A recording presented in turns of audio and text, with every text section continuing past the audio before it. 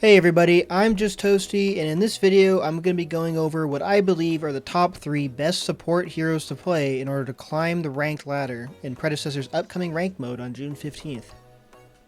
Before we get started, please feel free to like and subscribe and share this video.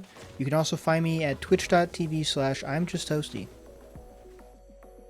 The criteria for my picks are the abilities to solo carry, the ability to enable your teammates to carry, or in the case of my number 1 pick, both. And with that being said, let's get straight into my number 3 pick, my favorite hero of all time, it's Muriel. With a solid win rate of over 50%, Muriel brings a lot of power and utility to whatever team she's on. Whether it's shielding her carry, negating damage, or making use of that global ultimate, Muriel exceeds at accelerating her team's success. Let's take a look at the pros of Muriel, starting with early game aggression. Muriel has one of the strongest laning phases of any support due to her already powerful auto attacks enhanced by her passive, as well as her ability to poke through the wave, dealing damage and slowing the enemy. This gives her incredible boxing potential, able to take favorable trades with any dual lane matchup. Muriel offers her team very powerful utility, mitigating sustained damage and negating a lot of burst damage from mages.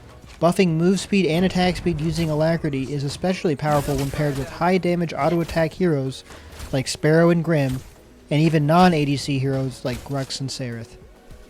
A global presence. Muriel's ult allows her to essentially be anywhere on the map at any given time, turning the tide on a lot of engagements. My advice for using this in lower elo games, however, is to use it more of a defensive ability, waiting for your team to be engaged on. Look for your offlaner stuck in a 1v1 or your jungler on invades. This also allows Muriel to split push effectively, threatening towers and forcing the enemy team to come to you, only for you to ult away and turn a 4v4 into a 4v5. Let's now talk about the cons of playing Muriel, starting with, in terms of crowd control, Muriel is only equipped with a slow and a knockup on her ultimate. While the former is very good for aggressive plays, its defensive ability is rather lacking. This means if you can't turn the tide of a fight with just your shields alone, you don't have much stopping the enemy team from running you down. Muriel's ultimate, on the other hand, is a very strong knockup, but this requires your own team to position themselves close to the enemy, which is why it's best used as a defensive ability in low elo games with less experienced teammates. Low effective mobility. You would think a hero with a global ult would be considered to have high mobility, however Muriel's effective mobility inside of team fights leaves a lot to be desired. You can ult away and save yourself, true, but in most situations you end up ulting into fights, and once there, Muriel has very limited tools to help her get around. A move speed buff is nice, but does not offer enough mobility to avoid damage or to lose your pursuers. A high skill floor. Muriel is one of the harder characters to master, requiring a good amount of game knowledge to best use her abilities. You want to be proactive in shielding your allies, predicting enemy abilities, and mitigating as much damage as possible. Positioning is key when it comes to playing Muriel.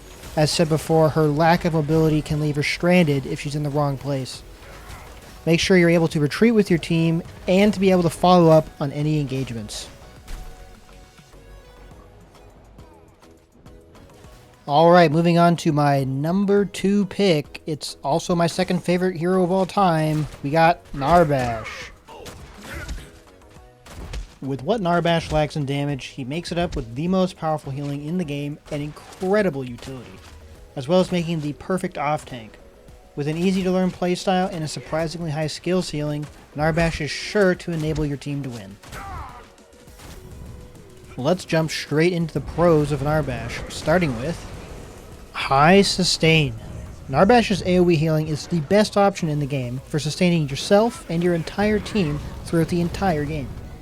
Especially in lower elo matches where team fights tend to drag on, Narbash's healing will give you and your team the edge. Just make sure to manage your mana and don't leave this ability on toggle by mistake. Engage and disengage. Narbash's kit allows for excellent engages with his thunk, as well as a fantastic peel tool. Throw this nearly instant long-range stun at out-of-position enemies, or save it to cancel key abilities like Gideon ult. Narbash's ultimate is another great example of engage and disengage. it might be the best ability in the game to peel annoying assassins like Fangmao and Kalari off your carries. Just make sure you use it at the right time and you space correctly so it's not to get cancelled. AoE move speed. Do not sleep on Narbash's ability March. Granting all allies, including minions, a decaying 30% movement speed buff is incredibly strong when it comes to rotating you and your carry, or simply speeding up your minions into the enemy tower, getting those waves crashed, allowing you to back and roam.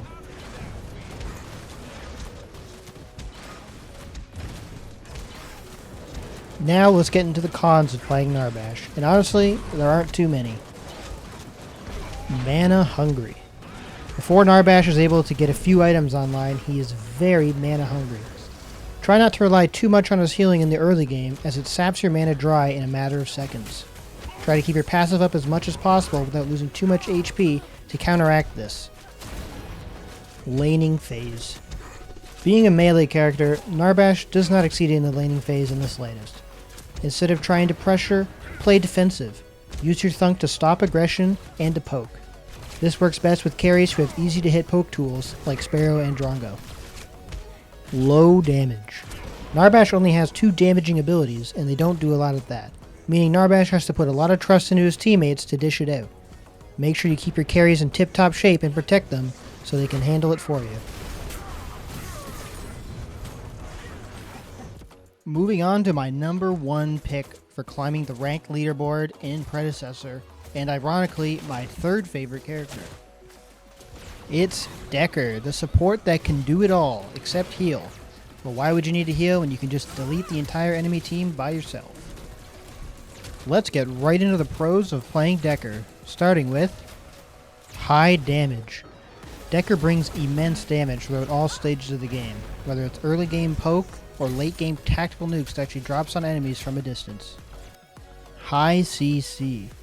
Decker brings some of the most effective CC in the game, whether it's long range, close range, area denial, single target, AoE, through walls, around corners. Decker can do it all.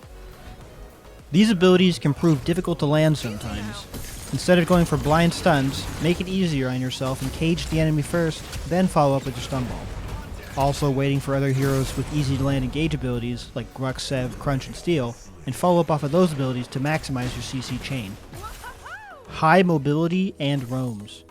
Decker has arguably the best roams from any support, being able to surprise mid laners with not only high damage, but CC from surprising angles. Look to utilize her double jump to surprise mid laners from the river, and even the duo lane from the gold buff.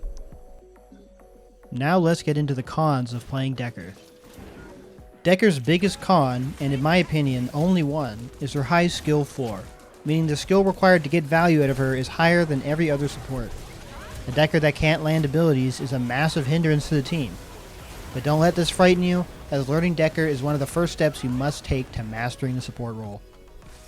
And there you have it, my top 3 supports you need to play and master in order to climb the rank leaderboard as a support main like myself. Feel free to leave your opinions in the comments section below, as the meta is always shifting, and I'm always open for a discussion. Thank you everyone for watching, and I'm going to attempt to make more focused guides on individual heroes in the coming future. So long everyone.